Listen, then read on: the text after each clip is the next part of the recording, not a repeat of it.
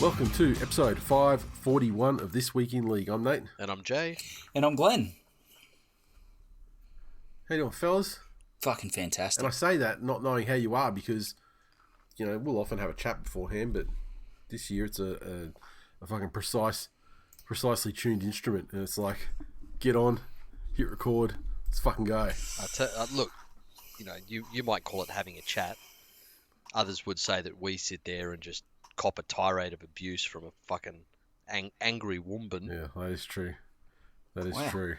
And you'd think he'd be angrier this week. I mean, of all weeks, this would be one of his angrier weeks because the fucking nerve of Dylan Edwards to fucking walk into 2024 and say, oh, look at me. I'm sick of looking like Alfred E. Newman. Now I want to look like fucking the Big D's. I'm just going to bite his style of big fucking shark I am. Well, So, I'm not sure that's comments. an upgrade. look, I mean, much like his game, Dylan Edwards' motivational or inspiration for his looks and his hairstyles is going fucking backwards. aim for Dylan C grade, but Sampson fucking landed Edwards. square into D grade. Yeah. So I mean, look, you can be charitable and say, listen, he heard how Big Diesel caught on last year, and he wanted to be, he wanted to try and get a part of that, get some of that Big Diesel shine, or conversely, maybe he had a follicle test. I don't know. Who am I to say? I'm not an expert, but Well, either way, we're left with this little fucking. I'm even gonna say Diesel. He doesn't even belong to the Diesel family, Glenny. it's not even. I don't know what you call him. Little fucking caboose. What do you call Little it? caboose. The big Tesla. Yeah, That's about as far from a diesel as you can get, isn't it? just an electric. We'll say The big caboose fucking bringing up the rear of the comp. just on last week's Sorry, Lenny. episode title. Not a big fan of it, got to be honest. But Yeah, but the thing is, I just want to just for in full transparency, Jay did fucking tell you exactly what the title was going to be via text 2 days before we even record that episode. I mean, don't act like you were surprised. I mean, he told you. I don't think he He had told to me via text. oh yeah, okay, maybe he just told me. But in any case, Yeah, it so was- I will act like he in didn't any tell case, it me wasn't a because surprise he to didn't me. fucking tell me. So that's quite interesting. But I got So a what? couple Did you of. go up to the fucking? Did you go to the M-word Brown stand and fucking cry yourself to sleep? No, I didn't. What I did was stand on the hill after another glorious game of Summer Social Mixed Touch on Monday night, where for the third week in a row, got over the stripe, put the ball down. There we go. Did Two obviously words, we all social, know mixed. it's just Do it warm when up. I've driven up the fucking mountainside. Do it then, pal. So we You want credit? look. I will say the Big Diesel takes a bit of stopping. So when I'm running at full pace and I've scored a try and I've got to try and pull up, and there's a young fella that's playing for the opposition who was a little late in trying to make touch, obviously, but I couldn't stop, and he was stood there, and I have dead set fucking belted this kid with my shoulder right in the middle of his chest. But anyway, that was a little eventful. He said he was fine. Pretty sure he was crying on the sideline. After the game, a couple of questions about the episode title from some of Toowoomba Touch's finest. Where did that come from? What does that mean? It's like, look, there's It's a not general hard to perception. figure out. No, it's not. But I said, look, there's a general I'm perception. racist. Well, not me. I said there's a general perception that if you're from Toowoomba, you're a racist redneck. So therefore, I Not live in necessarily Toowoomba. from. I mean, you're not from Toowoomba. You're not from Yeah, Toowoomba. but if you I mean, live in like, Toowoomba. we think you are too. Yeah. Yeah, that's true. Yeah, yeah. You live in yeah, Toowoomba. Yeah. The looks on these gentlemen's faces, they're lovely human beings. The looks on their faces, they were genuinely offended. One of them is of What, they lift their one of hands up them and is of everything? indigenous descent. He's probably got a fucking genuinely tear out of his offended. eyes, like knowing it just hit home. He's like, "Oh my god, finally someone's speaking to the truth of this fucking cesspool." Yeah. But anyway, they were quite happy it was aimed at me and not them. So, good times. Oh well, Yeah, we're look, happy we're to going to level struggle. with We're them. going to struggle. We're going to struggle. We're going to struggle making an accusation of racism stick onto the Indigenous guy, Glennie. I think he can feel like he can stand aside from apart from this the entire time. If you Well, I'll can tell you what. put the labels on me that you have over the years, gentlemen, I'm sure you'll find a fucking way. Because I am one of the greatest human beings gracing this planet. I'll tell you what. Yeah, but if you have to tell people that, I mean, it kind of, you know. Well, how else will they know?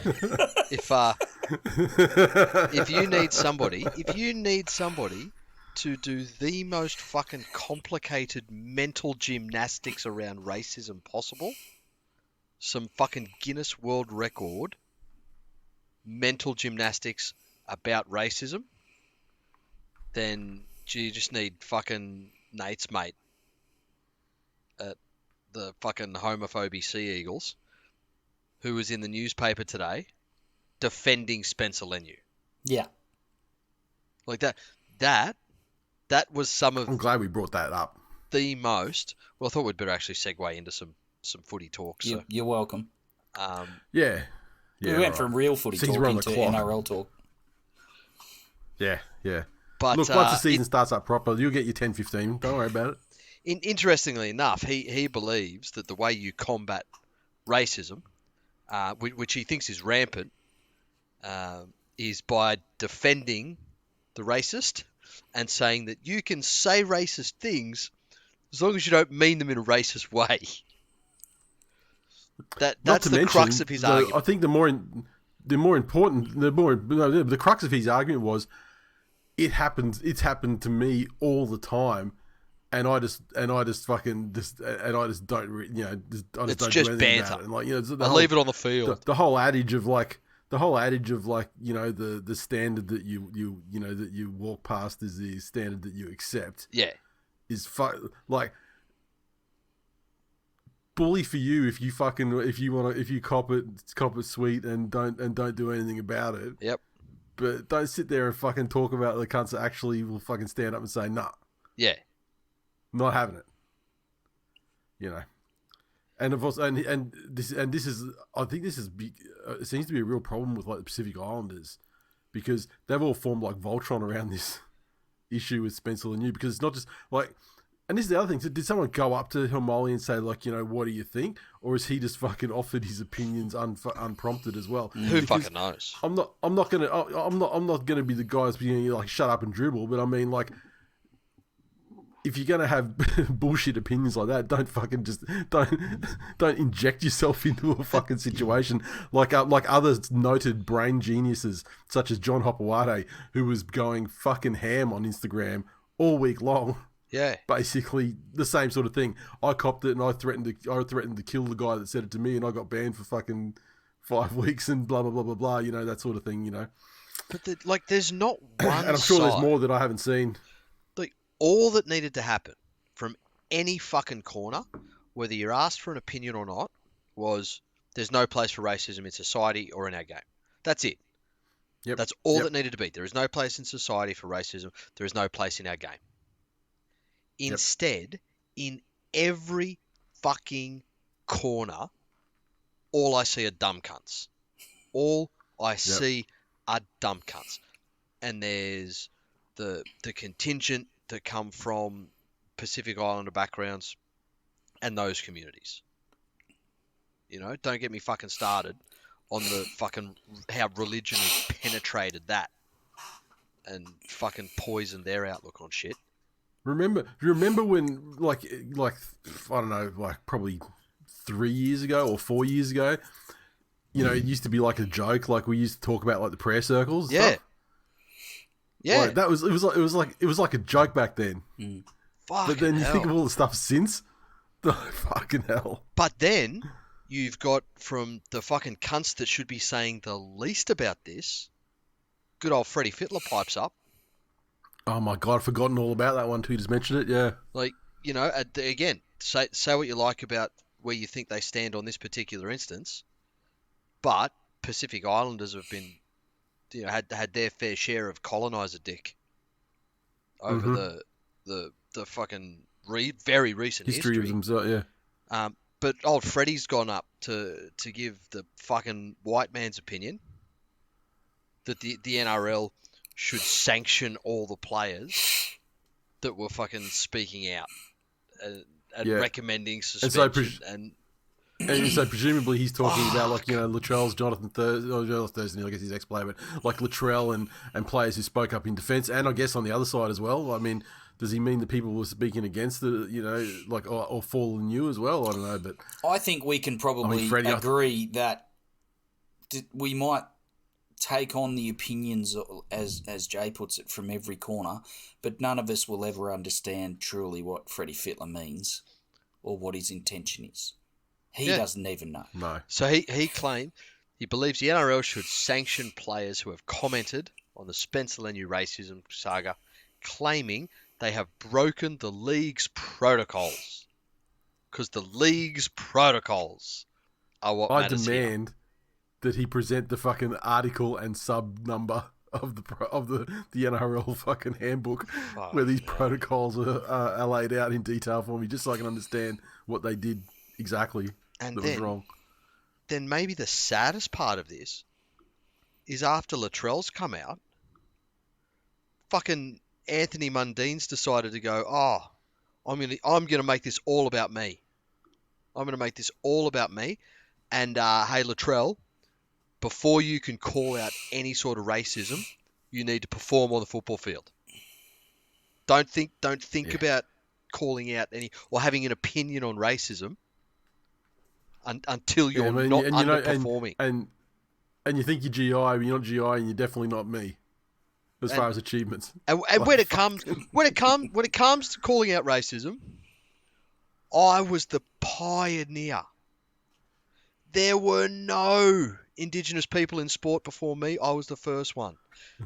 You know what a fucking good job he did. Do you remember the interview where he called out, you know, how it was racist that he wasn't the number 6 for Australia, when the incumbent number 6 was a gentleman named Laurie Daly? Yeah. Yeah. And he was informed that, Laurie's Indigenous as well. Just had no fucking idea. Mundine's obviously, well, like, you know, he's the 5'8" for the Canberra Raiders, so obviously he's 100% ancestry.com fucking Danish and fucking Norwegian fucking blood. Fuck. But just at every fucking corner, you know? Yeah. And it's overshadowed. Like the way Thurston spoke about it, there was pain and passion. Yep. The way Latrell spoke about it, there was pain and passion. Mm-hmm. Everyone else has come in and essentially tried to go, well, if this isn't all about me, fuck this. Or, well, this is my experience, so fuck everyone else's. Yes. Okay, so like moving on to the real stuff then, like 8 weeks. Long enough? Too long?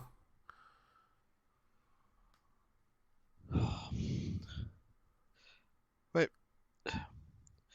I think his excuse was weak as piss. I don't like the suggestion that he's like, you know, just because he pled guilty that he's also like a stand-up guy and accepted responsibility, especially when, like, you know, during the game he didn't. After the game he was flippant about it and denied it. Had the altercation in the hotel after the game, saying it was Mam's fault for not leaving it on the field.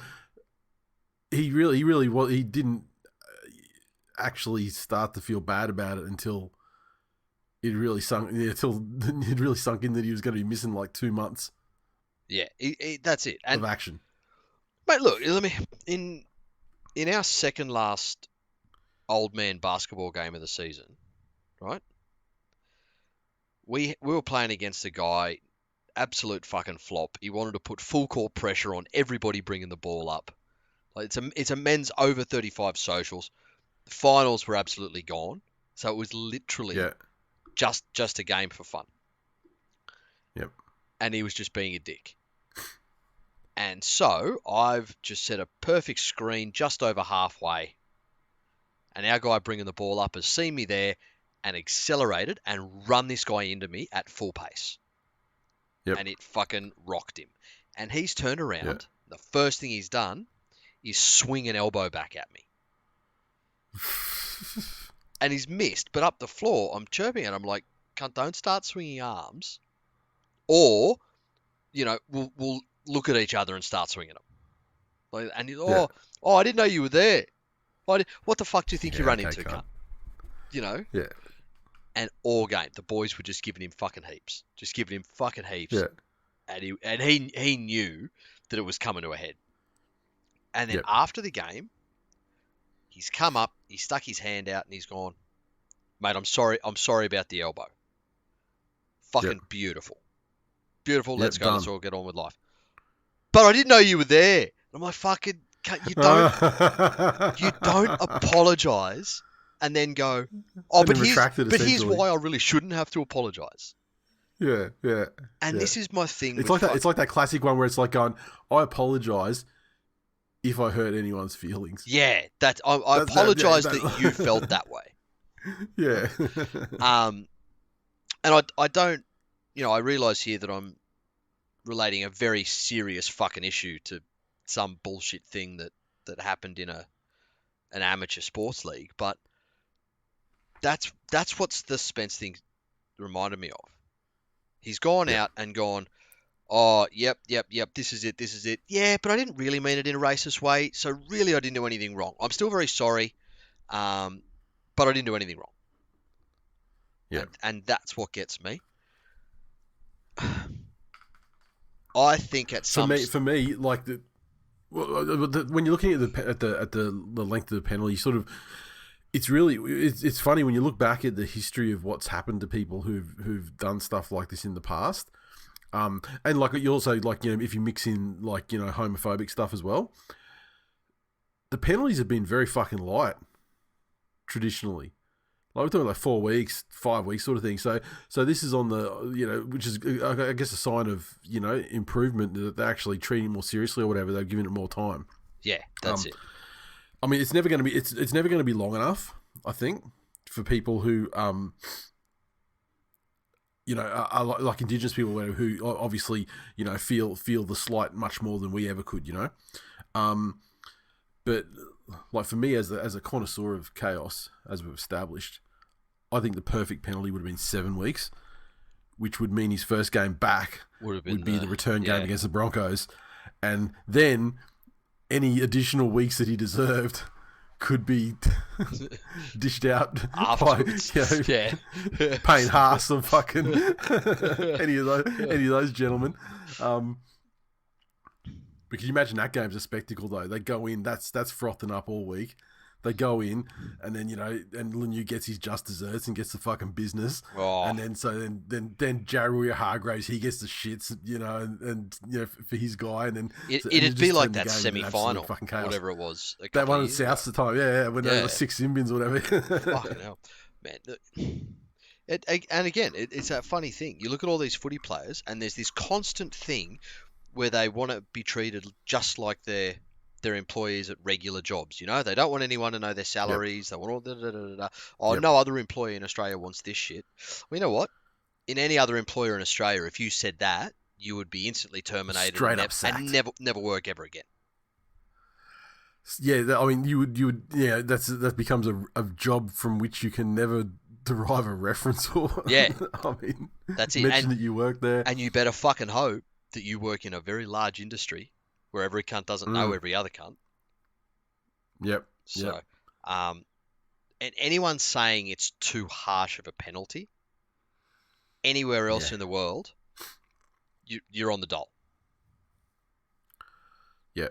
So regardless whether you, I didn't have a chance to have a look at what the penalties are like in like other sports leagues, like especially big sports leagues. Yeah. But so to compare it against that, but yeah. Oh well. Glennie, what are your thoughts on everything we just said?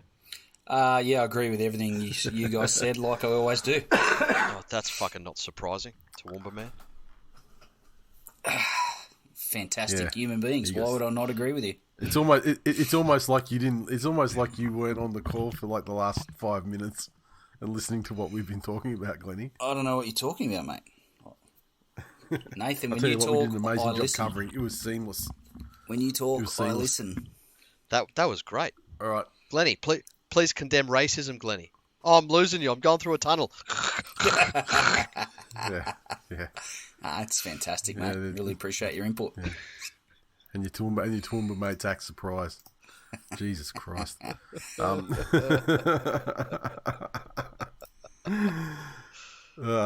Fantastic. The Grand Wizard of Seagrade. Really glad. That I'm could really be glad time I'm for doing that. this How about again. that? You can explain that one. You can explain that one next week at training. Let me just type that one down so I don't forget it. All right. Is there K grade touch? Still not low enough for my fucking level. But at least I get to wear my hood. I don't know if you. At least I get to wear my hood.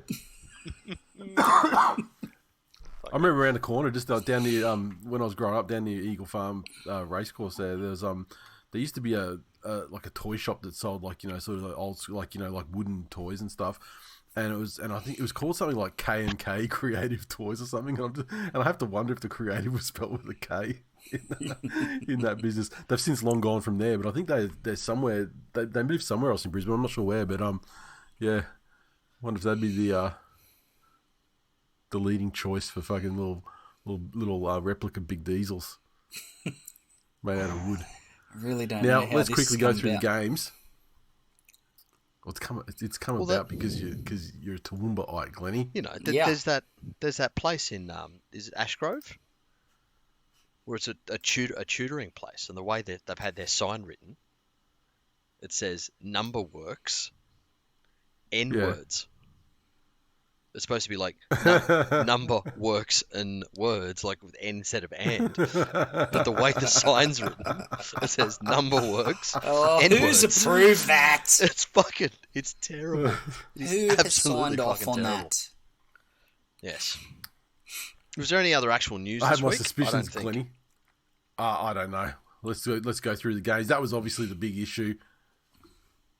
And let's make a 2024 resolution not to find ourselves sucked into anything that might have been generated or had its genesis on NRL 360. Yep. Fuck yeah. Footy news only. Excuse me. I'm fucking sick as a dog early this week. No Tell one you, I cares, learned a valuable mate. lesson Shut though. up. For the first time in my life, I actually just fucking slept it off. Just almost crashed out for nearly the entire day on Monday. Wow. Yeah. Great. Nearly gone 2 days later. So rather than try and fucking just work and dose up and then make it go for fucking 10 days because you're trying to be a dumb cunt. All right. The games. The final games for the round are the Canberra Raiders 28 defeat the Newcastle Knights 12 at home. Season opener in Newcastle, and the Raiders fucking put it on them. Did Glennie, what? did you see the game? Oh, I think that the Raiders put in a performance, much like their fans. They were just trying to get me to like them. It didn't work.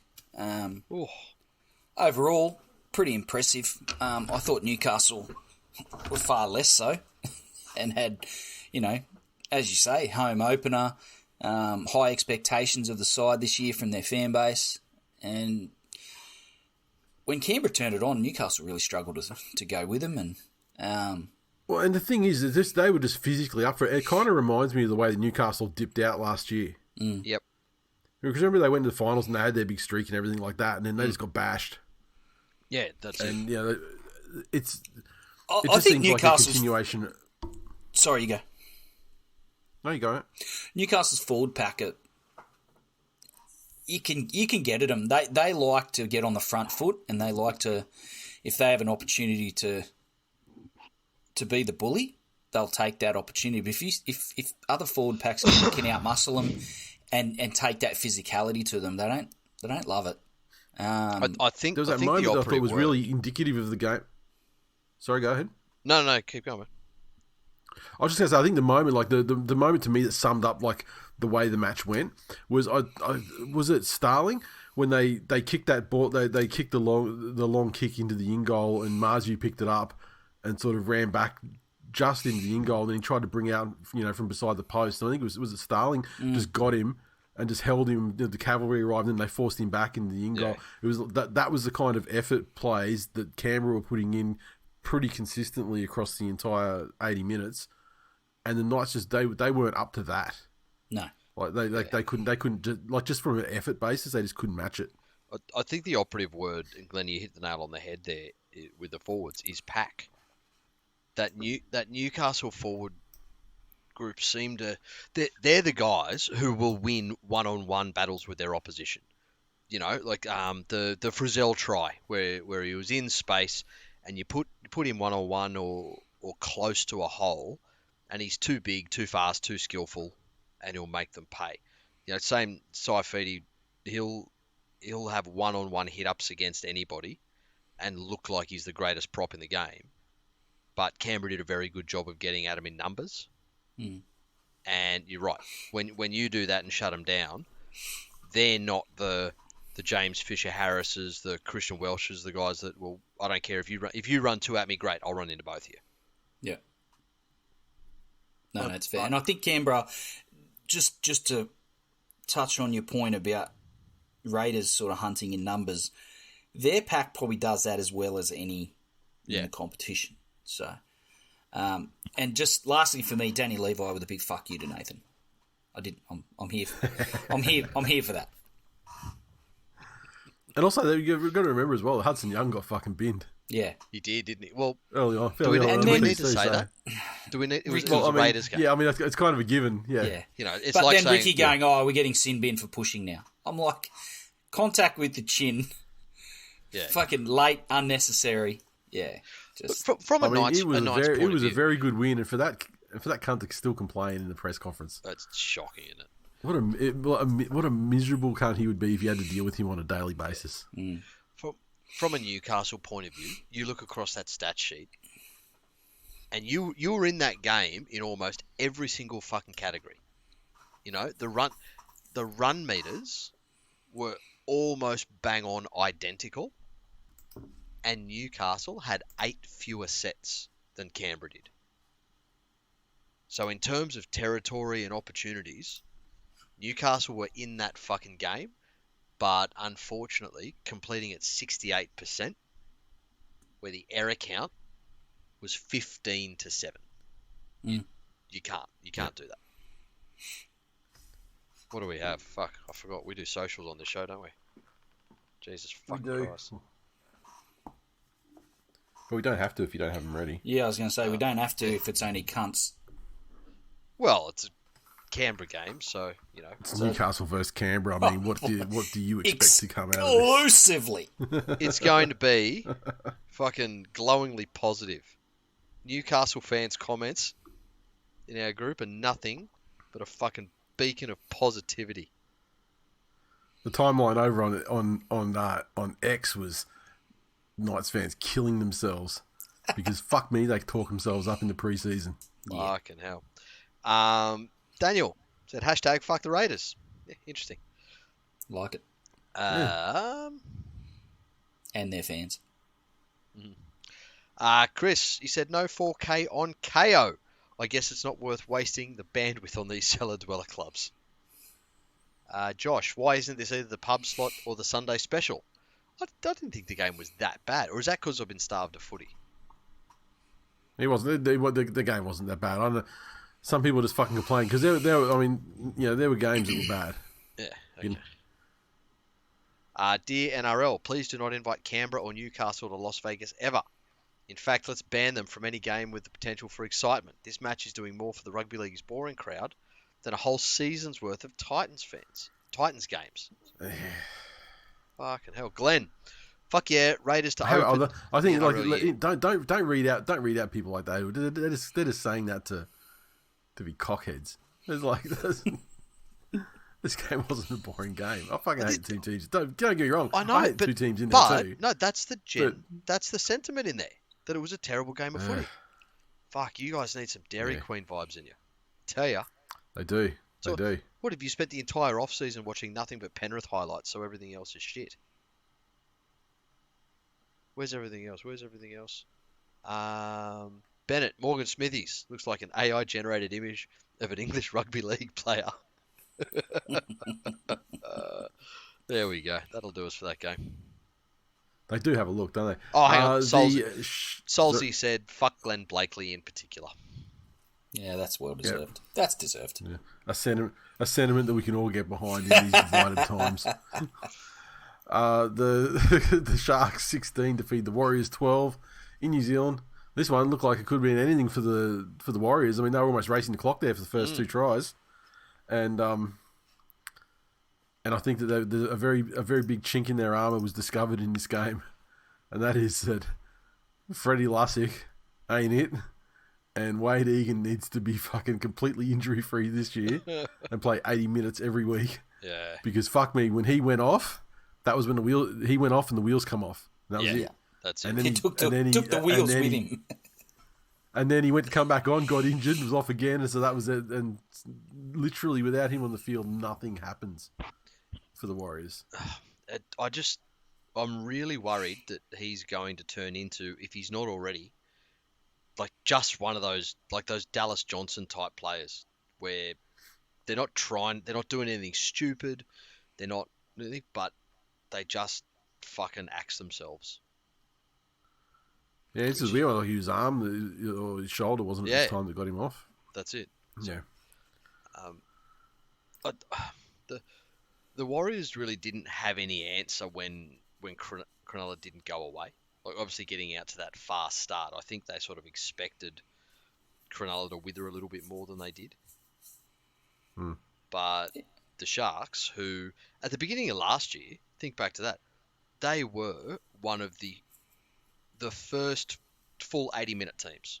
Yeah. While everyone else was still getting their match fitness up and really working into the season, Cronulla entered last year ready to fucking go. We'll play for 80 and we'll put scores on. And they've come out exactly the same way this year. They were just too big, too strong, too fast. And they weren't going to go away. I think grit and toughness is become part of the Sharks' DNA, and they certainly structure the way they play around that and try and play to their strengths. They've got a lot of guys that are quite, physical, rather than, just silky skills, so to speak. And I think they lost a little bit of that as the season wore on last year. But based on this game, it went 12-0 down, and they had the Warriors gave them opportunities to get back into the game. I think the Sharks were good enough to steady themselves, take those opportunities, and just work their way back in slowly but surely. And then they got the lead, and then held them out for better part of 20 minutes to close the game out. And not pretty, not not massive scoreline, not a heap of tries or whatever, but a pretty solid game one victory for the Sharks, and probably showing us they are who we think they are and who we expect them to be. And especially when you're destined to be like a team on the fringe of the finals come the business end of the season, every win's important. So the Sharks will be happy they got the 2 points. Yeah, on this but one. that style of play is going to win some games, some ugly games through winter and that origin period and stuff like that. Or particularly just early in the season too, because that's it. you sort of got to give it a month to let things settle a little bit too. Teams get their shit together and everything. So, and that's the thing. How many times that at the baseline, year, is it? Well, it's for and against, or this if this wins and this loses and yada yada yada. Yep. The Sharks are making the ladder predictor obsolete. How good. Levi said the Panthers lost round one last year. Doesn't mean we aren't going to win the comp. Well, fucking joke's on you because we lost this year too. The Sharks can't beat a top 8 side. Does this mean that the Warriors have been condemned to the bottom 8 or the bottom 9 this already this season? Interesting. Sharky Dave said round one wins aren't for everyone. If your side doesn't have one, you should probably just give up now and fuck the Wars. I agree. There you go. I will take this opportunity. If you haven't seen them in the Facebook group, our dear friend Mitch has been doing a fucking stellar job in every single one of the game comments, writing a fucking like Hollywood review, as if like a review of a TV show or something. Episode. Yeah. I'm not going to read them out on the show because they're too long, and I'd probably giggle too much. But definitely get into the Facebook group and give them a read and hit the fucking like button and do all that stuff. He puts a lot of effort in, and they are fucking great. Right. Are we moving on? Let's go. The Storms, 8, defeated the Panthers, 0 in the Korean Housewife. Pretty intense, dour sort of game. Both teams had no issues really getting down the field, but again, both teams as well defended very resolutely in their goal lines. Yep. And the Storm especially, just their scramble and cover was the difference in the game, really, because I mean the amount of times when it seemed like, especially over to the left there, where the Panthers sort of had them backpedaling 20 meters out with like 3 on, a winger, and just their ability to kind of to get good reads out of their wingers to start with, to kind of slow them down, and then the rest of the guys to get across and lend a hand and shut it down before it could get any worse. Yep. It was the difference. It was the winning of the game. 100%, and that's something Melbourne's obviously put a lot of work into over the off season, because their defence, especially right out on the edges last year, did leave something to be desired, and so that's obviously been a very big focal point for them. In terms of the game itself, the Panthers being a victim of their own success and bleeding world-class players after each ring, it was pretty obvious that Stephen Crichton's boots are going to be maybe even bigger to fill than anyone thought. He's firmly in that mould, maybe even more so than Kickow, in that I was sadder to lose him when he left than I was when it was announced, if that makes sense. That he was always going to be a loss. He was always going to be a big loss. But the end of his season, and especially the finals campaign he had last year, left a massive fucking hole in that side. Looking across the park, that was a relatively standard Panthers game. They were making meters out wide. They weren't afraid to spread the ball early. They were in there forcing dropouts and earning repeat sets. It's just going to take a little while for the new offense to click. And you're looking at like the team that was, the best in the NRL in terms of discipline in offense over the last 3 years, to have 29 missed tackles. Best player. Yeah, 29 missed tackles and 12 errors. So the general parts of the game were fine. Melbourne's defence was absolutely fine. Penrith's defence was great as well. It's just now time to fine-tune that offence. And I'll tell you what, you talked about, Crichton, but there's a much more devastating signing in this game that I think is going to make people, very sad. And that is the money the West Tigers are spending on Jerome Luai.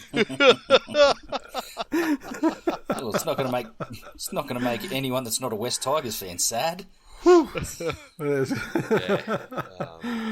boy! How much is that? 6 mil, Glennie? 6 mil? It's all the millions, I believe. Lots of millions. The World Mathematics Forum. I think it's too many fucking millions. They've invented a new number called the Luai. How much is that house? 2.4 Luai. It's just a currency in Campbelltown now. Fucking hell. Police seized 2.4 Luai's worth of hard drugs from an Ed's residence last night during a midnight raid. Mark, he said, more drop ball in the 40 from Penrith than in their last 4 years. Definitely was. Steve, when did Popeye start coaching the Storms, or has he had a stroke on the right side of his body?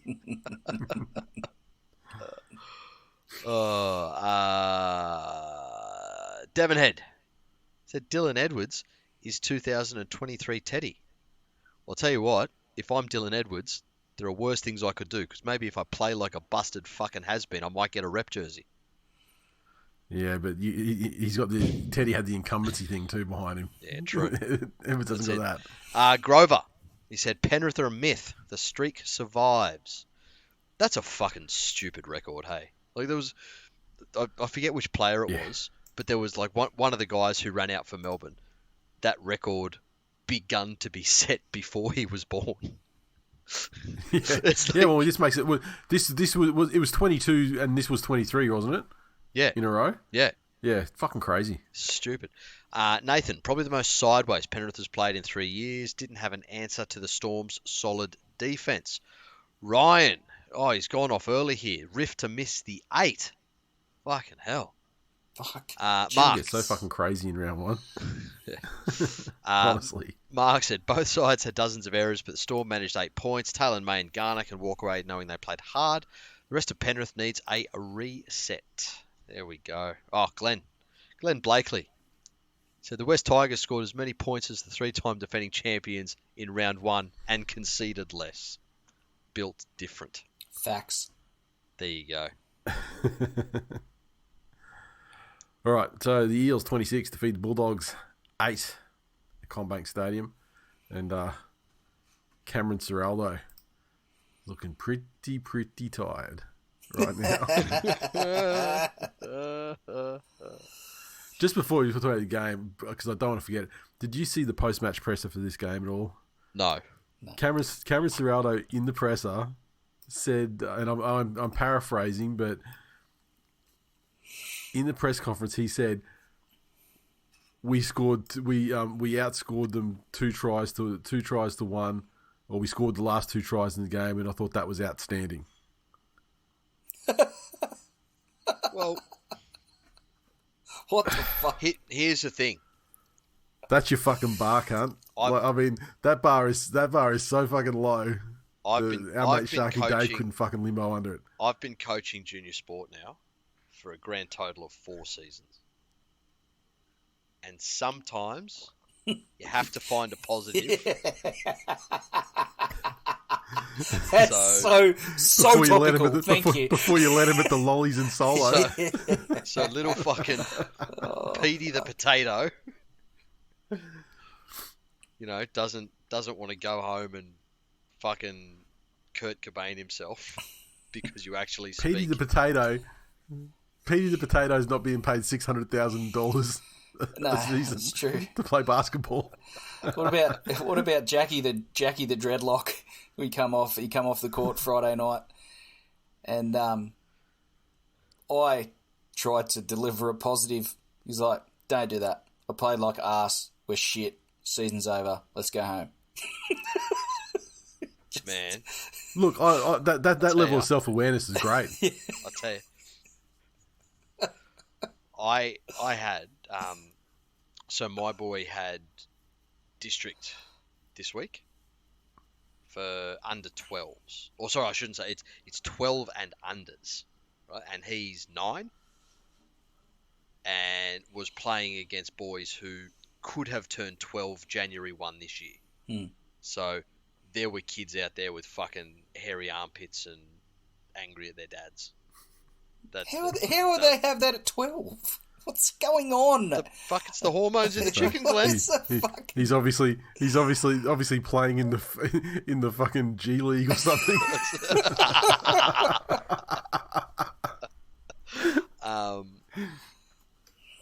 On a side note, was an absolute fucking shit show.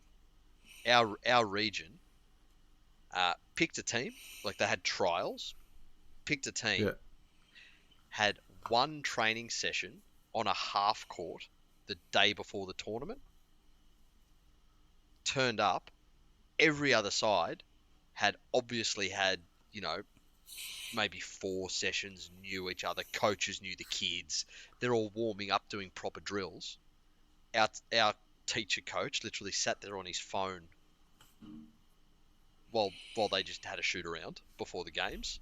Yeah. So it's like this. I'm thinking it's like something like Cool Runnings, like your guys were the Jamaican bobsled team, Oh. and everyone else was like the Swiss. Trouble is, they were the Jamaican bobsled team. However, they were competing in high jump. So,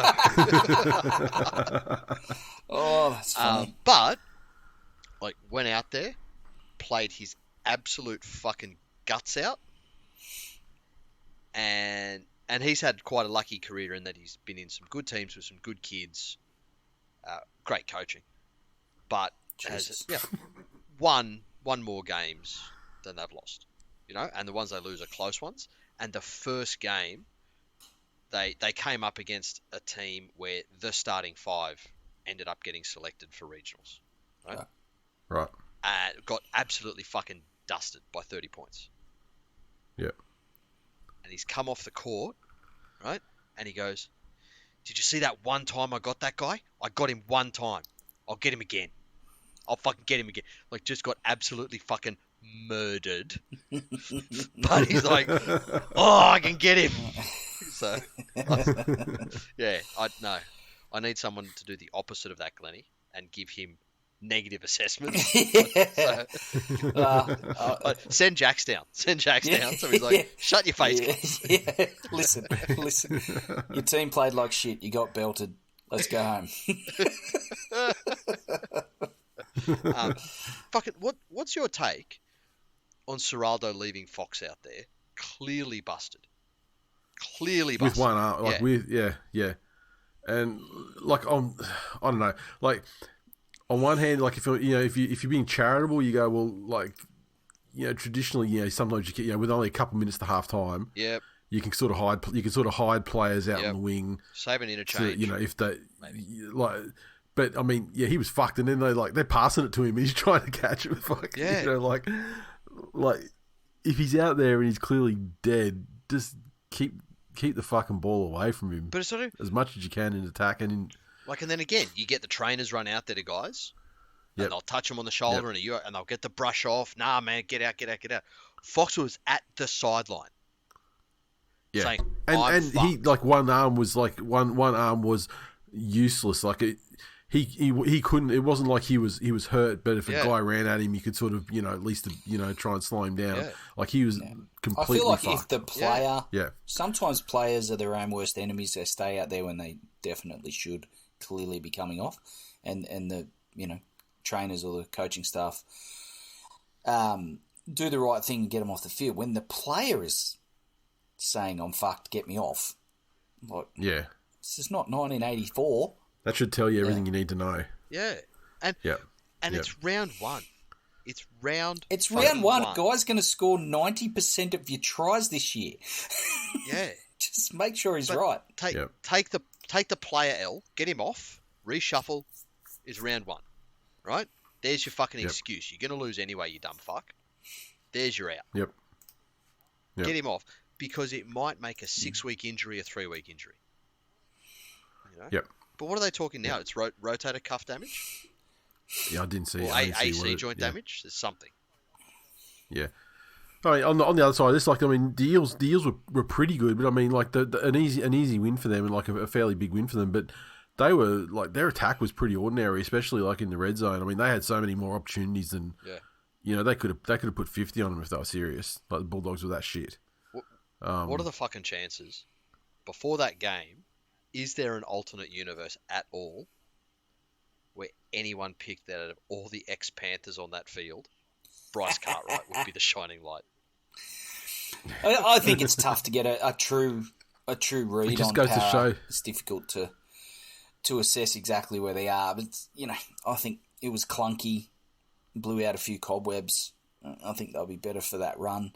The Bulldogs, it's much of the same, and I just feel like they keep making significant investments in players and names, and they've pinned all their hopes in Serraldo, and what if they get to round 12 and they've won 2 games?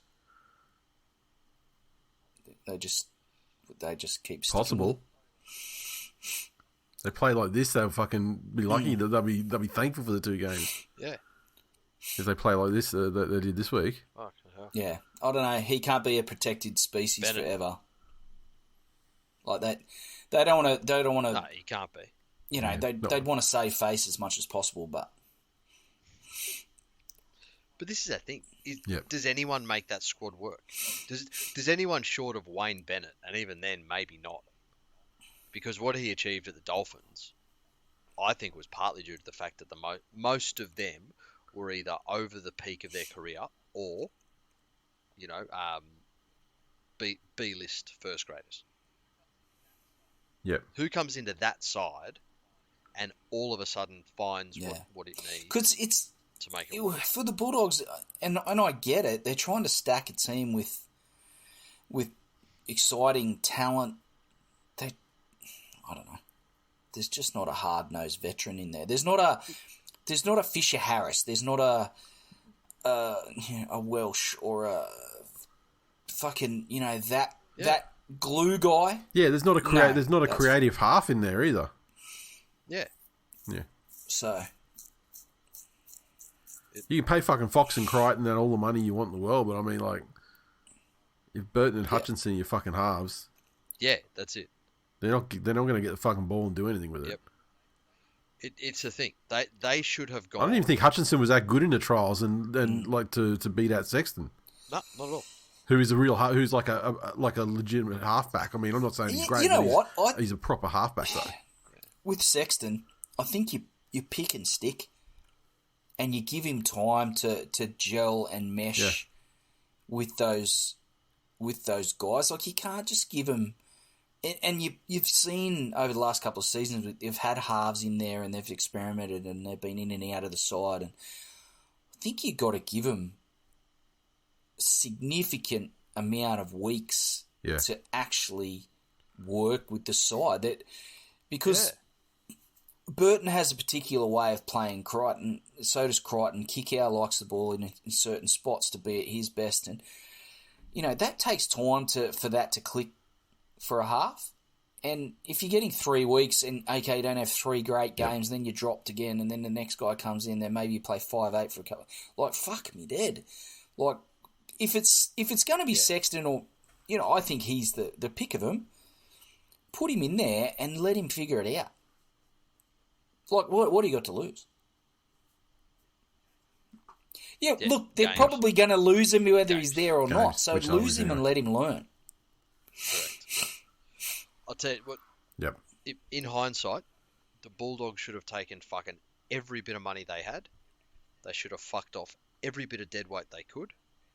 And they should have gone at Ben Hunt with everything they had and said, fucking, what does it take? How many fucking backdoor third-party, back-ended, promised jobs to your families after you finish a career?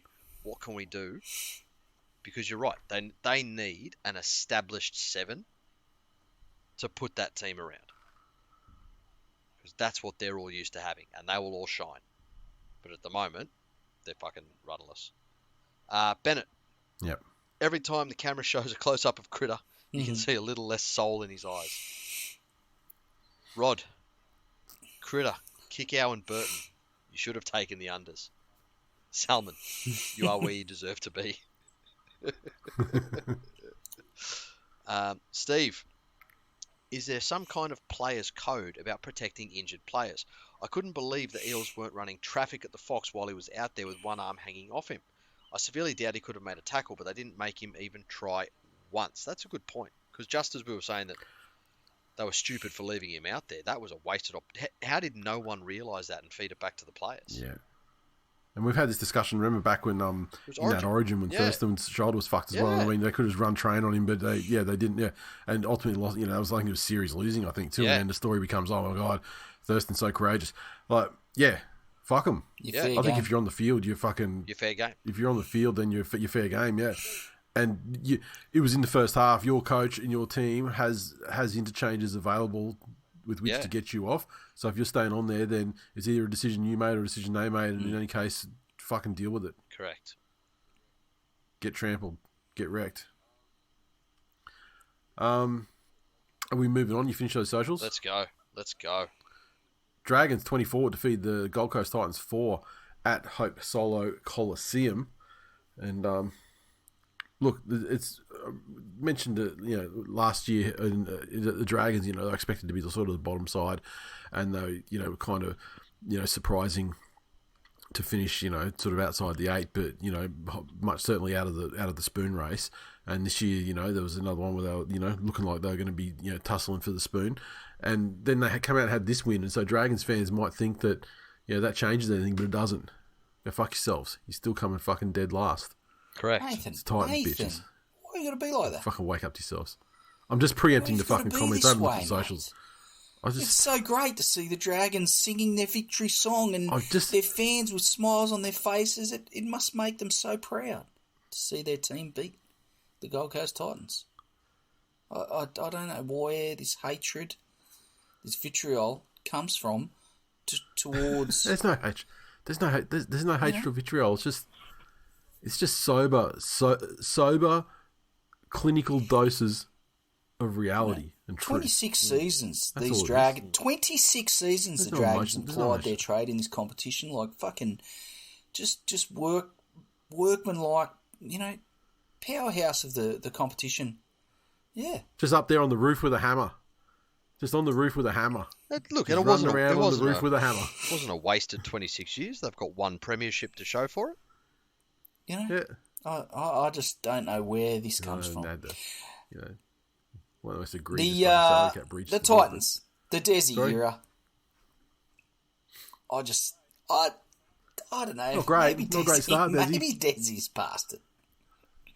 Maybe the game has passed Desmond by. I feel strongly about this. No, real talk.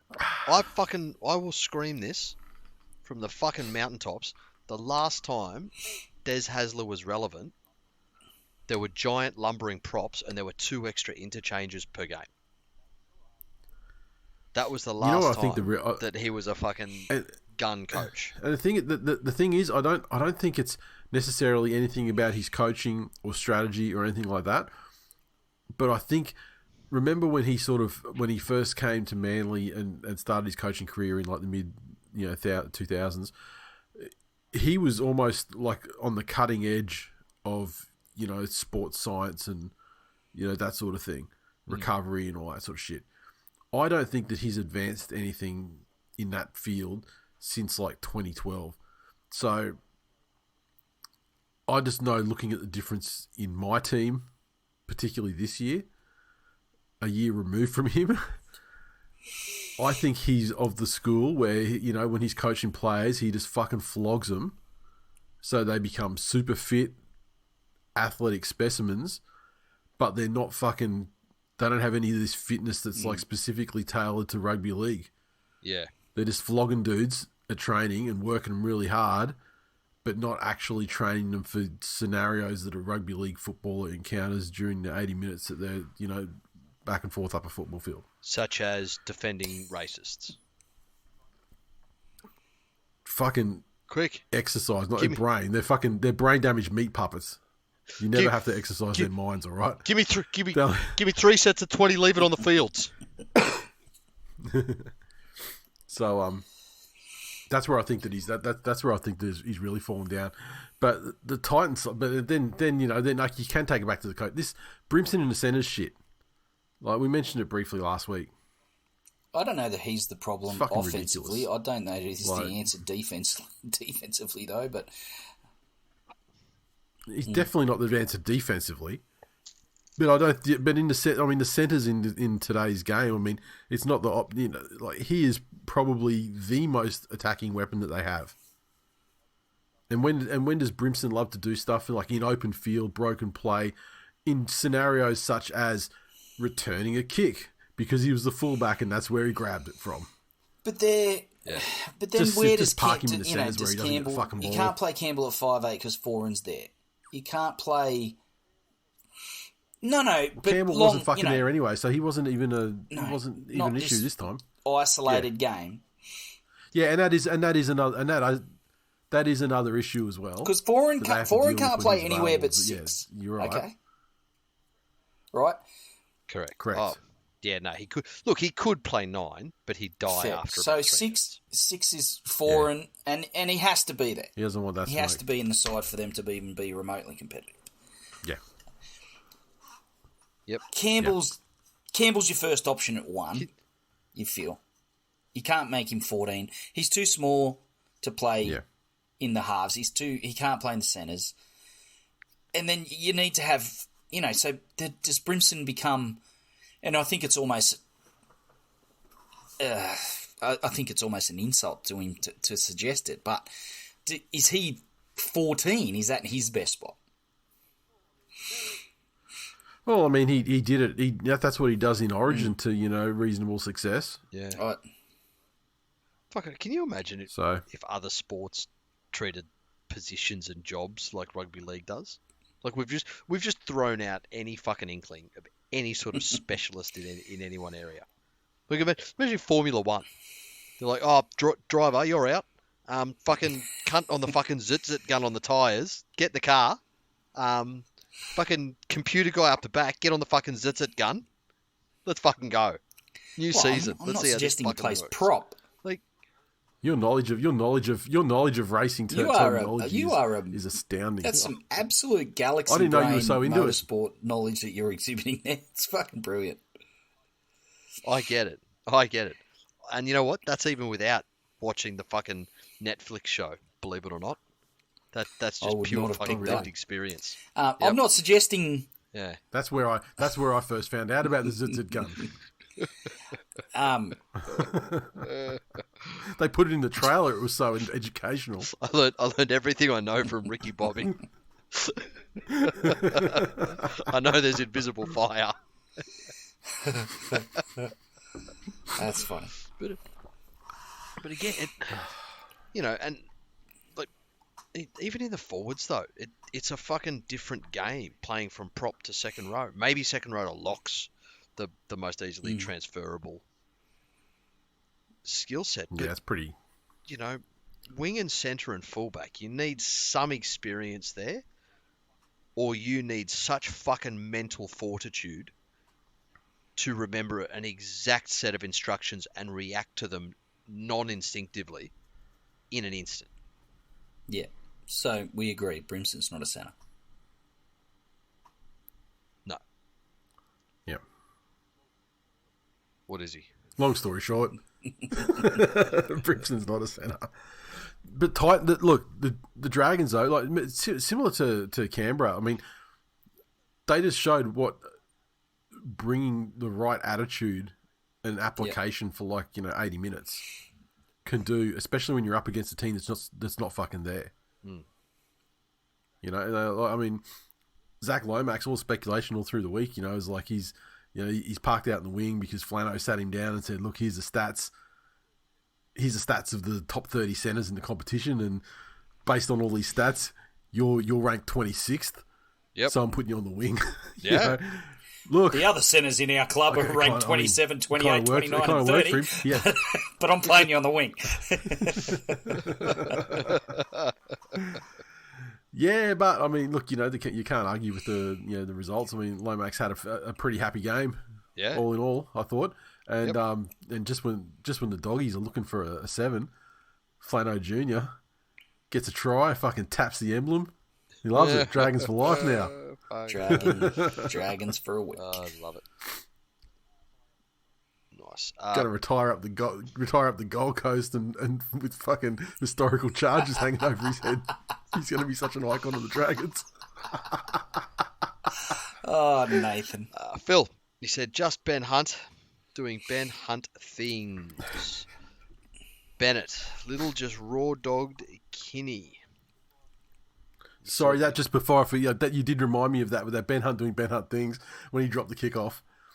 And that was one of the most difficult that was a disappointing part of the whole Titans play. They could have done the funniest thing ever.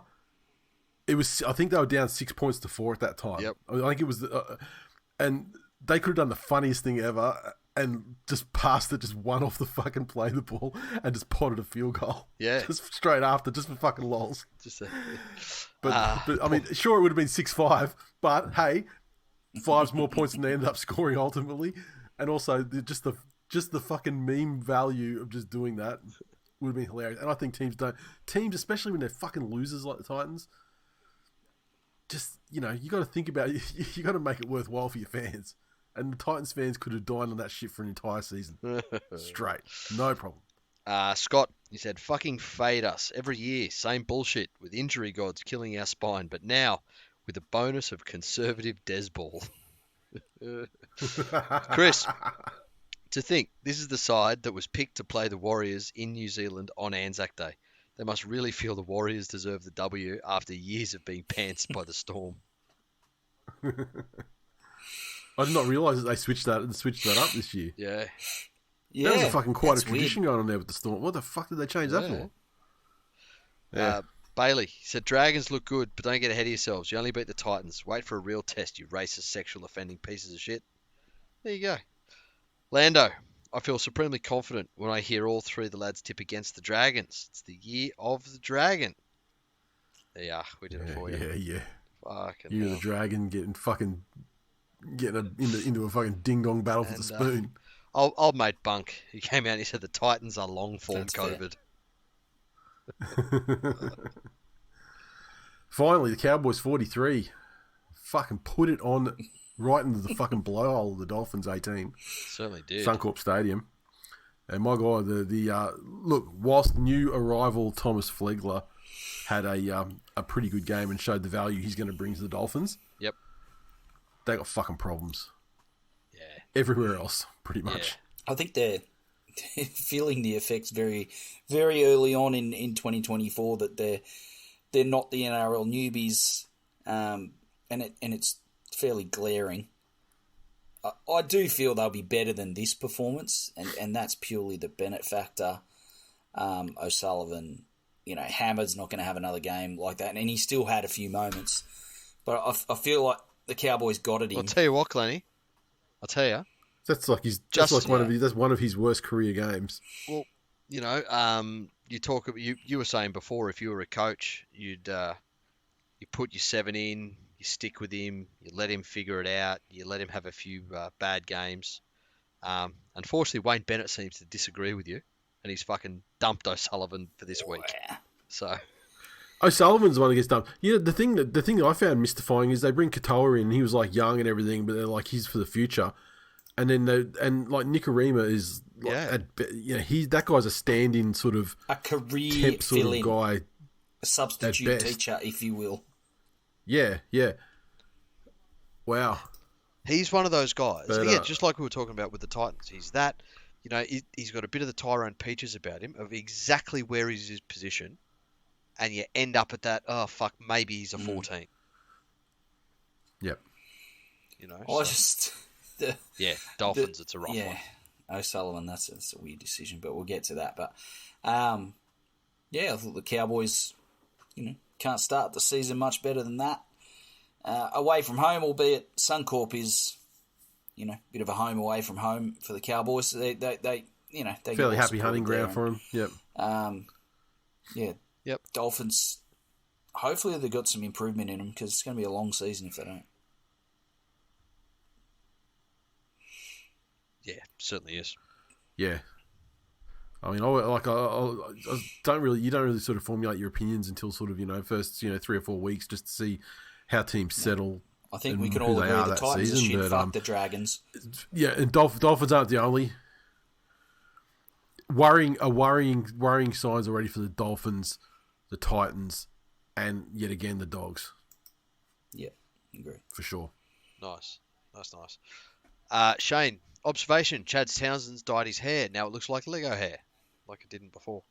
And referee Chris Butler was wearing a Taylor Swift friendship bracelet. Fuck, that's some eagle-eyed vision you've got there.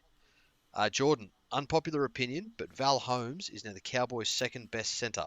I don't know if the Dolphins were terrible or the Cowboys played well, but regardless, as a Cows fan, it's a mile better than the shit they dished up last year. My brother in Christ, do you mean that he's now their second best centre ever? Or that he was their second best centre on the night? I don't understand your comment. Also, what shit did they dish up last year? Well, steaming piles of it. I mean, they weren't like Dolphins terrible. No. Carson, Carson, we're in that game. I mean, come on, there are degrees, there's levels. Carson said, top of the table. Looks like the beginning of an undefeated asterisk season. David, Dolphin conversion therapy would have been a better alternative to watching that live. Cow should have run up a 50 burger. And Kathleen You're close. said Cows play way better when Hess is injured. Interesting. I haven't noticed. That's us. Right. Okay, so let's move on to the games coming up. And this week, the Gold Coast mercifully get a bye because, fuck, they could use a couple of weeks to work on things. Thursday night, the Broncos take on the Rabbitohs at Suncorp Stadium. And, Corey Oates is in on the bench this time. There we go. Interesting. I was just seeing the articles about Corey Oates through the week where... Remember how he re-signed? It was like, it was looking like he was going to leave the Broncos. Yes. And at the end of his contract, and they got it done, and he got the contract, and he's promptly not played first grade since. And not only that he hasn't played first grade, the Broncos have a number of feeder clubs they're associated with. Who they got? They got Wynnum, Burleigh. They got another one in Brisbane as well. Is it East? Not sure. Up here. I can't remember who the other one is. Q but, Cup doesn't matter, and anyone who thinks it does. Yeah, but the thing is, the point being that Corey Oates was assigned by the club to Burleigh, so it's like 100 k's down the road. Yeah, fuck off down the coast. to drive back. Yeah, so he had the shits apparently, and but they say he's in. Anyway, the Rabbits. Jai Arrow is out. I saw a thing saying he could potentially miss the whole season. What's wrong with him? I don't know. One of his dogs bit him. I don't know. Maybe he's gone to jail. I didn't read the thing. I just saw the headline saying that he possibly they start fucking jailing people for that shit. Okay, both losers in Las Vegas. Who you I got, think the Glennie? Broncos at home.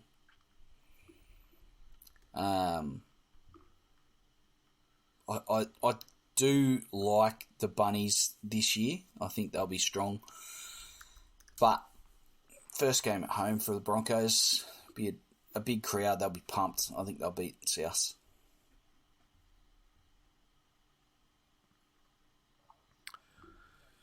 Yeah, I want to favour the Broncos at home. I think of the two teams, I think Souths were better last week, but the Vegas thing as well. It's kind of like a pretend sort of thing as well. The Broncos, I think, would have got the bigger wake up call because they got handled pretty easily, and they were very poor. They were the worst team of the Vegas teams, I think.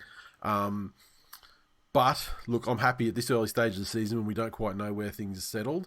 I'm quite happy to say just take Broncos at what will no doubt be a packed out Suncorp Stadium. 100%. All right, the betting is very much on that tip as well. The next game, what do we got? Friday pub slot game. Sharks take on the Bulldogs, and what a pub slot clash it is. Sharks by fucking plenty. Do we need to go too much further into it? No. Sharks at home. Doggies obviously have lost the Fox. Bronson Jerry, he'll get his 19. Well, where is he? He's in 19, so he might not get his start yet. They gotta, they gotta be itching to bring him into the side. But look, the Dogs showed me literally fucking nothing. And like I've seen, they had. I can't remember what stats were, but maybe they had 41% or 40-ish% of the possession for that game. And look, it wasn't because fucking the Parramatta Eels just kept getting the ball by some magic and the referee was assigning them fucking 60% of the ball. I mean, you fucking make your own burden by dropping making errors, letting in tries. Sure, the score could have been worse, but Dogs showed me fucking nothing until further notice. Sharks Kurt by Manning heaps. 14, Yep. Sharks by 40. Sharks by 28.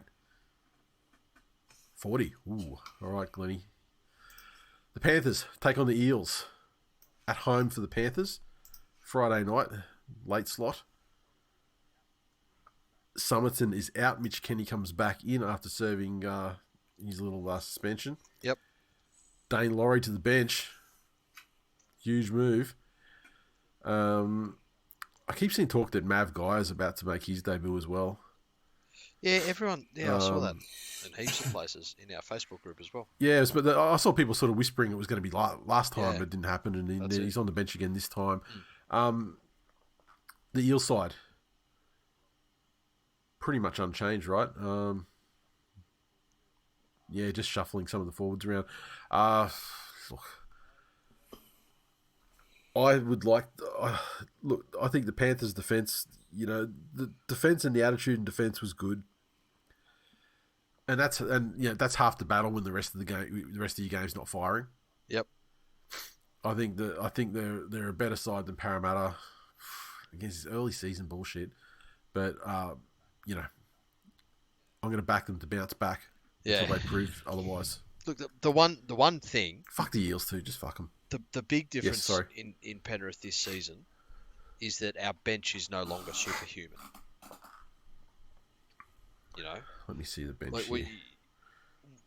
We didn't get to have our starting prop ratio of fucking Moses and Fish terrorizing future generations of players, and then sub them in with the fucking Grand Dragon to come on and give his special brand of justice. So I think there are going to be times in the game where they need to be very careful of momentum. But Penrith, quite plenty. Penrith at home. First home game of the season in another premiership defence. Massive crowd. Yeah. And they'll be better for the hit out than of last week than Para will be. I think they'll win. Yeah. And I tell you what, again, every fucking year, it is going to be harder for them to get up for this shit. Admittedly, though, even when they can get up for it, I mean, the Eels do seem to have a very good regular season record over the Panthers, but they do. But if you look at every one of those games that they have won, there has been a fucking glorious reason why it's an outcome. Motherfucker, that's right up there with For example, just give me a glaringly obvious reason. That's all right. You can invent a new contraction. That's fine. Obvious. Glaringly obvious. A player played so glaringly like Darius Boyd in his final year, kicking a fucking football to send his baby Earthside. There was one game we played against them in a regular season where it was. We were on our undefeated run, and it was the worst game that we'd played of the season. Then there was the game where Cleary got sin-binned, after 3 minutes, and they played the whole game a man down. There's a whole bunch of reasons why Parramatta win regular season games. So hopefully this one doesn't have any of that fucking hoodoo. The Raiders take on the undefeated West Tigers. Yes, they do. Down there in Canberra, Glennie.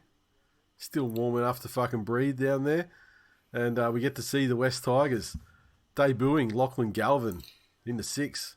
Caesar's season was short-lived. and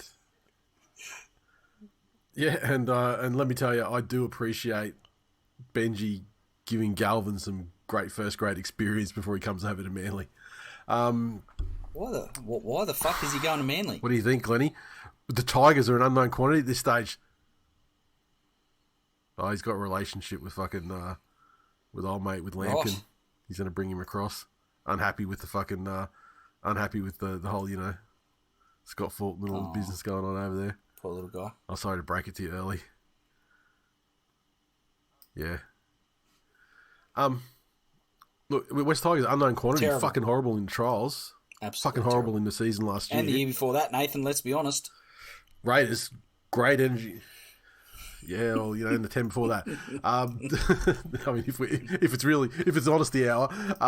Now the Raiders, great attitude. Really took it to the Knights and put it on them. I don't think the Tigers can stand up to that kind of pressure if Canberra come out with the same energy.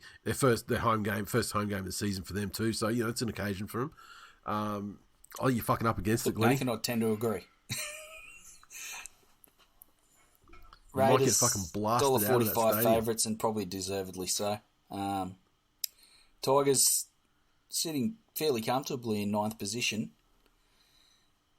So at least there's some familiarity for them. I think it'll be short-lived because they will plummet. These early season games, we typically play the Raiders in the first few games to start each season, and it rarely ends well. Well, better now than when you need Yes, to win because to we make typically the eight. play them again late in the season, and it doesn't go so well then either. So, It's almost like you're not very good look, at you football. could make that assumption if you knew nothing about rugby league. I actually feel a little bit dismayed at this level of this lack of You confidence. just said it was in your honesty side, hour. Glenn. Usually you've got a rousing fucking speech about teams of destiny and blah blah blah, and it's essentially round one for you guys, and you're already fucking put the cue in the you're rack. 5'8". Is Jaden Sullivan's nickname actually Bud? Is that his actual nickname? Yeah, it is. Fuck me, dude. Not so sure about him. Really?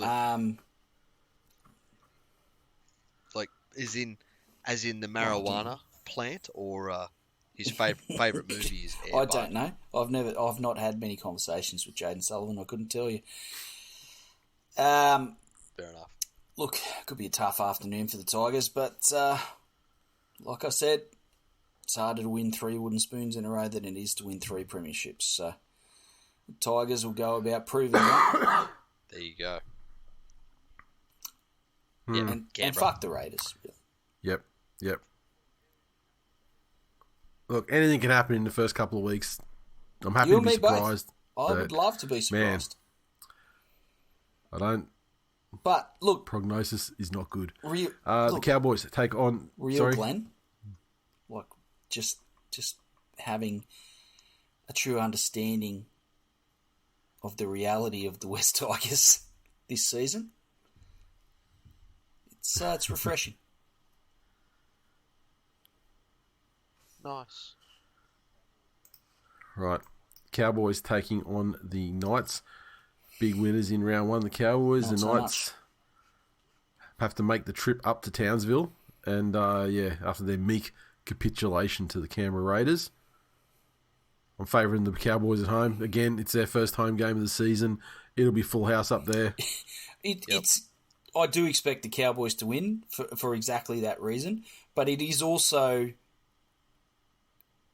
something the Knights might do where they rally the fucking troops and put in a great performance and beat a team that is typically very tough to beat at home, if you know what I mean. The potential for Newcastle to bounce back is really there, but I am leaning towards the Cowboys. Nice. It's a lot of pressure on the Knights this season, really, to back up that, getting into the finals, on the back of that late run that they had post Origin. A lot of pressure to replicate that again, or even to go one better, and sort of aim for something like top 4 or something. But I don't know if they got it in them, and I'm going the Cowboys to be safe. This one. Storms take on the Warriors. Korean housewife again in Melbourne. The Warriors side. Oh, Blorey's coming on the bench this time, Glennie. He might get his first run out for the Storms. He's in 18 at the moment, though.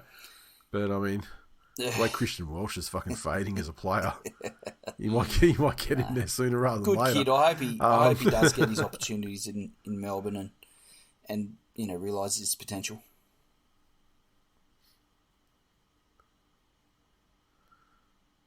Warriors, can they bounce back? I mean, the Storm, again, like we said with the Panthers, I mean, if the defence is working this early in the season, it's a great sign, even if the rest isn't. But, the Melbourne attack was, both of the sides last week, but, they weren't amazing. But, they probably left some opportunities out there. But, I think Melbourne are going to open it up a little bit this week. Warriors, traditionally very good down there in Melbourne, though. I mean, they do have a good record of upsets down there. Yeah, they do. Probably more so than any other side. Tell you what, thank fuck Ryan Pappenhausen didn't get hurt. Nice to see him get through a game. Yep. Wade Egan's named in 9, so obviously he came. I'm going the upset. Whatever was bugging him last week. Really? Still good? Yep. Really? Warriors to bounce back, are they? Two of us I'm are going checked safety first. to have I'm a saying massive Storm. game Correct. against those plotters in the centres for Melbourne. That'll be the difference. Love Well, all right. Fucking All right. plotters. We will see. The old candidate, the old Bulldog stalwarts in the centres for the Storms. The escapees, as we call them. The mighty Manly Seabs Eagles take on the Roosters. Brooksvale Oval, the debut for Brooksy there. Sunday afternoon. Fucking what a place to be. I know it's going to be a sellout crowd. Saw a thing today on Twitter. They're down to the last 1,000 tickets. The stand sold out a week ago, but they got 1,000 left on the hills. So it's going to be a full house, which is going to be great for Brooksy to be treated. You know, he's going to see what it's like to play in front of a full house. He's already seen what it's like to win a game. So I mean, he's on the fucking Make-A-Wish World Tour at the moment. And I expect it to continue. The Roosters, they're pretty good over there in Las Vegas. Obviously, a big loss with the Grand Wizard Spencer Laniu out for 8 weeks. They do welcome back letters, though,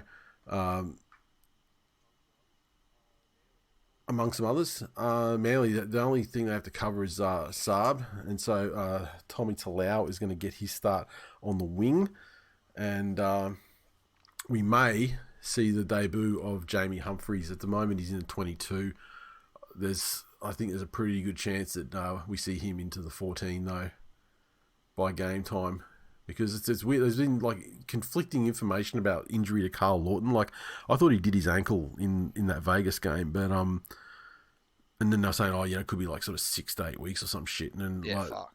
No, he's named there. Apparently he's good to go. So those American doctors don't know what the fuck they're talking about, but I expect Jamie Humphries to be there sooner rather than later. And I'd love to see him debut this week as well, because he fucking killed it in the preseason, and it's just one of those kids that really deserves to get his spot.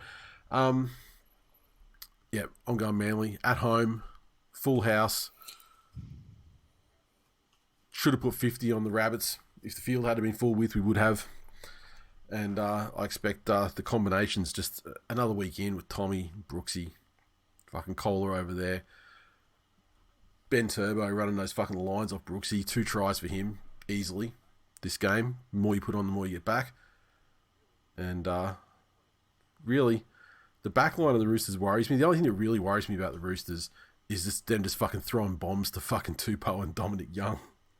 But if the boys in the middle do their job and, control the field position and, cut down their opportunities to launch that kind of attack, because, they have to be, within reasonable proximity of the try line to be doing that sort of shit. If they can limit that sort of stuff, then I think we've definitely got the ability to score more points than them, and it may end up being a little bit of a shootout. Yep. With a lot of tries. Yeah. I'm not sure about But, Tommy TWiL and Jackson Paulo in the air against Tupou and Young. At least Tommy's got some. At least Tommy's got some height to him. Because he wouldn't have been the first choice to come in. I think that he's a selection that's been made for a situational sort of selection. I think that if it had been any other team we were playing, I think they would have put Ray Vega in. But that guy, we call him Bowser. I mean, he's like that. He's like a little nugget, and he's like George Tafua Mark II. Like, he's got no hang time, no fucking vertical leap. He's just a little fucking battering ram. And while he might make Tupou or Dom Young, whoever he was lined up, while he might make them think twice about touching the ball because he'd just be fucking hammering them all day. Nah. He's not going to win any fucking contests in the air. So I think they've gone to allow just to put a bit more height on there, because look, it's coming. They know it's coming. So we've just got to score more points, and we've just got to do the job to limit their opportunities to launch those sorts of raids. Yeah. Simple as that. The Roosters' weakness is still in the halves. It's still in the halves. Yeah. And for the outside backs to have any sort of fucking potency, it's got to get out there. And not to mention defensively in those halves as well. Yeah, I mean, now you've got Burbo running the lines, and then you've got Homoli on the other side. I mean, that's where we're going to get it done this season. We're just going to smash the edges all day long, and that's going to create opportunities, for either for those guys to make the line breaks through their lines, or provide opportunities for, playing off the back of that, like Tommy down the left and, Daly on the right. But what's the last game? Look, early days. I feel we're fit. I feel I feel they can get it done. They're upset. It's going to be an upset if they win, but it'll be a good win if they can get it at home for the Brooksvale faithful. The Dolphins take on the Dragons. The last game. This one is they say it's at KO Stadium, so it's just going to be down the road. So, geez, if it was an attractive game, I'd think about going. But it's the Dolphins playing the fucking Dragons. Why would I? Wouldn't even drive down the road for this one. And got to say, the Dolphins, unluckily for them, I don't know if they can turn it around in 7 days. I really don't. Yeah. There have been some changes made by Benny. So what have we got? Lemuelu and Ray Stone are out. So Averillo comes into centre. Katoa comes into halfback. Ewan Aitken into the second row. Jared Wallace goes to the bench. And then some movement on the reserves. So Tessie New, he's out of the 17. Sean O'Sullivan out of the 17. And Max Plath promoted from bench to lock. Dolphins at home. Look, the Dragons are a team of...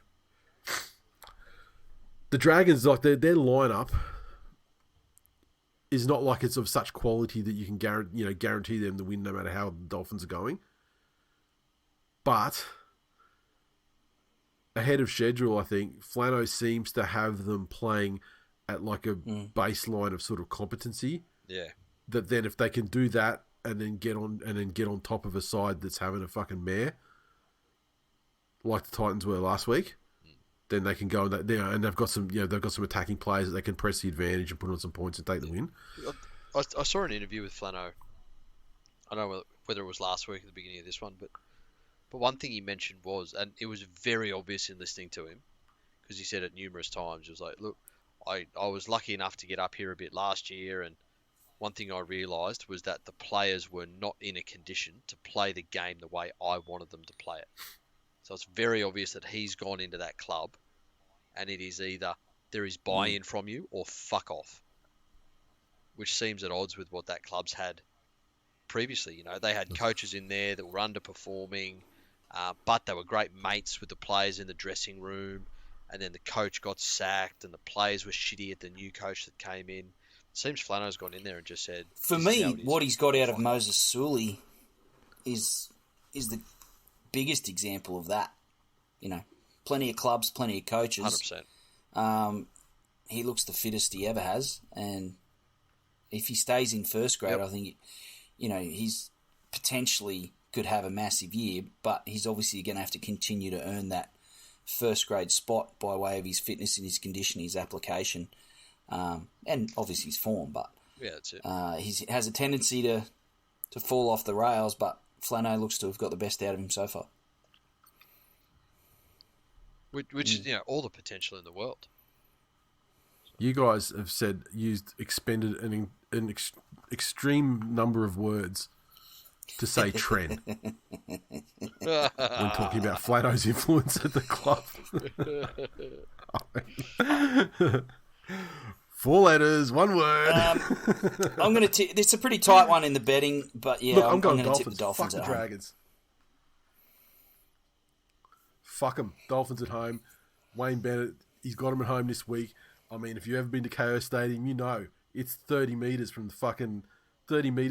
the in-goal area on the fucking club end. From there to the Coles. You can fucking smell the fucking Swiss jam rolls from that fucking from that goal line. So if the Dolphins players, they're just going to get a whiff of what fucking awaits them in their moment of glory, and it's going to bring them home. The secret weapon. There we go. Dolphins by 16. Oof. Fuck you, Dragons. Put a number yes, on they can. I'm Glenn Blakely. Love it.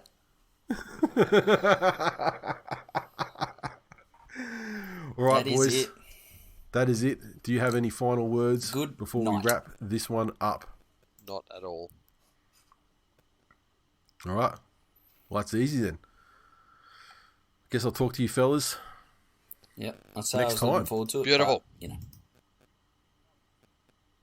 Eat a dick. You are looking forward to it. Shut the fuck up. I'm going to record the calls next time when you're like, when you're ringing me up and you're going, I love I've never chatting to fucking you. said I love that in my chatting to life. mate. Are you sure you Like, don't want to do another? Can we do six? Can we do? Sure you don't want to do can we another can we do episode, six- boys? You We'll do guys three Can a we do week. 6 fuckwits. episodes a week? Yeah. I never said any of those things. You know, there used to be this thing, and they'd measure people's head with a giant claw to prove how smart the different races were. Those fucking calls, man. Yeah, used to be called Righto, nephrology, says, but now mate. they call it glenology.